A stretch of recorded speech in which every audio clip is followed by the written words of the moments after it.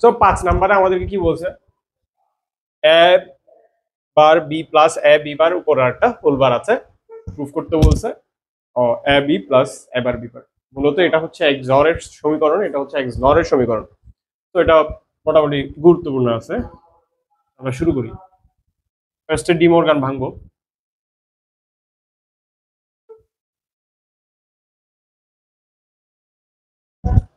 ওকে, আবার D Morgan ভাঙবো।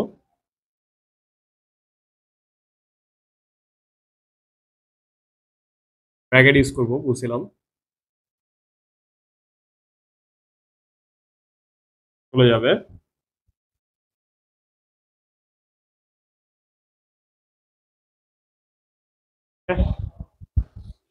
এবার আমরা কি করতে পারি, এবার আমরা করতে পারি কি, গুণ করতে পারি না, A bar plus A B plus A bar B bar plus B B bar. ঠিক আছে, A bar zero, B B bar zero, থাকে কি A B plus A bar B bar.